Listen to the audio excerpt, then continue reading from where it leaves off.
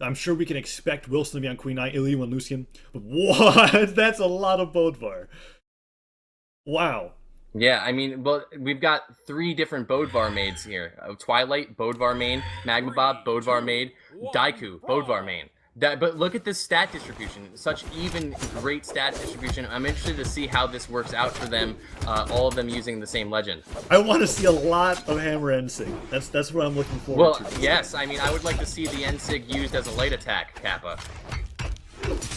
Yeah, that's something that Daiku is a fan of, is what he says. It's kind of cool. Now that we see three Bodvars, we can actually see three shades of blue that we're not actually used to seeing on these characters here. You don't usually see those. Look at Daiku. Look how dark and edgy that is. It's pretty great. He's got. But let's talk about the damage that's going out right now. Wilson already in kill percent, and Ilyu in kill percent himself.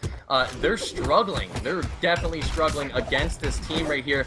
Wilson's gonna be the first one to get taken out. Ilyu looking like he's not too far behind here. Twilight is going for the edge guard. He catches the dare.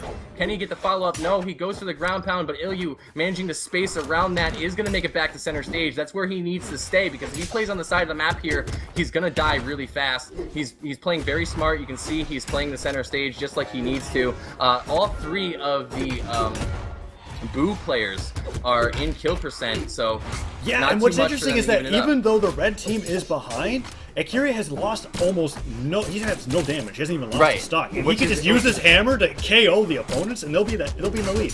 Right, that's huge. That's huge. The fact that Akiryu is able to hold on to the stock as long as he is and not take any damage means he can kind of come through and just like close out the kills real quick. He allows Wilson and Ilyu to make the real aggressive approaches.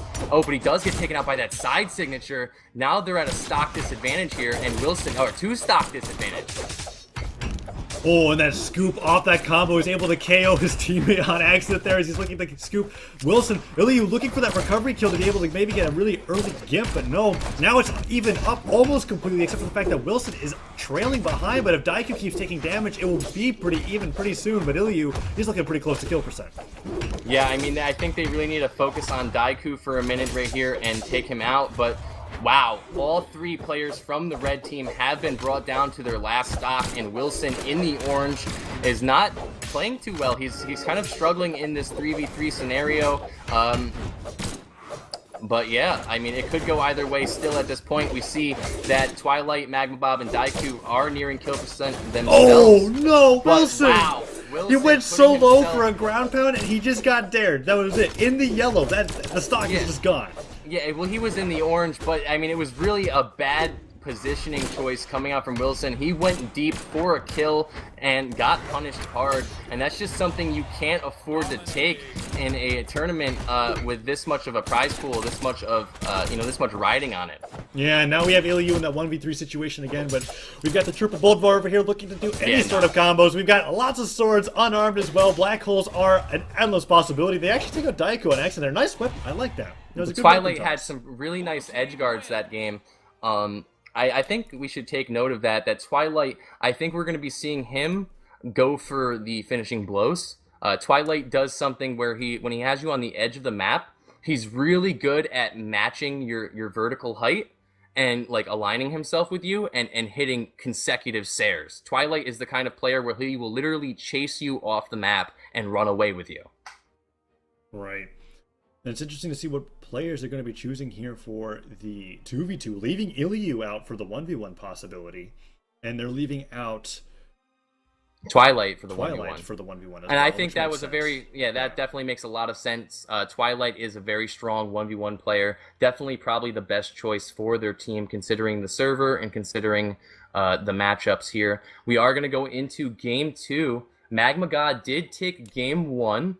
But maybe Kingdom Esports can make the adjustments they need to make in this 2v2. I know Wilson's probably going to be a lot more comfortable because Wilson has kind of like a very read-heavy passive playstyle. I feel like that didn't work out for him too much in the 3v3 because there's so much going on. It's really hard to read everything because like anything could happen.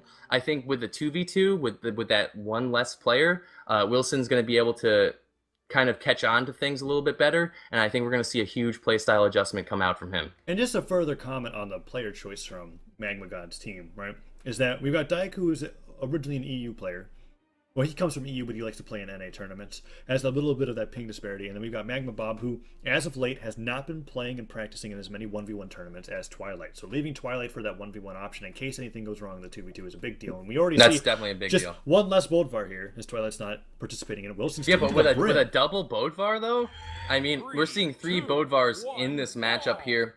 I feel like MagmaGOD and Daiku probably have the stronger Bodvars. But I'm looking to see a lot come out from Wilson this match. I think he's going to definitely make up for game 1. He's looking to do that already. We see MagmaGOD has been brought into the orange. They're doing quite well.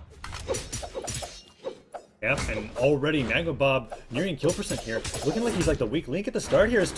Wilson's able to find that downer. Recovery comes out as well. Daiku trying to do his best against the other Bodvar opponent here on the Kier. When ground pounds are coming out, he's got an opportunity to get it. He gets it, but Wilson, he trades. And they're gonna get, can he get the gimp on Wilson? It looks like he's gonna get it. He gets the ground pound. That's it. Oh, Wilson that is it. Daiku with the game-changing plays. He's got a fresh stock here. MagmaGOD was taken out, but Daiku is basically untouched.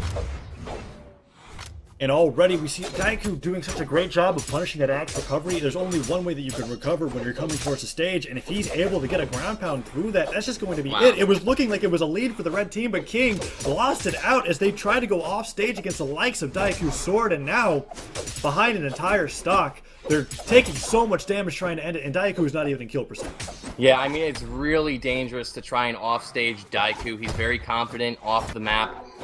And not to mention, I mean, if he dodges through your initial approach and you find yourself below him, he's gonna go for that gimp. He's gonna hit that ground pound. He's gonna follow up with that dare. It's gonna be rough. You really want to try to bring him to center stage, I think, is probably where they're gonna have the best shot. But Wilson and Akiryu have found themselves in kill percent. Akiryu being taken out by MagmaGOD and Wilson on his way. MagmaGOD saving Daiku with the weapon. Wow, Wilson he stops the force from that signature. What a play! And then Wilson actually gave a thumbs up.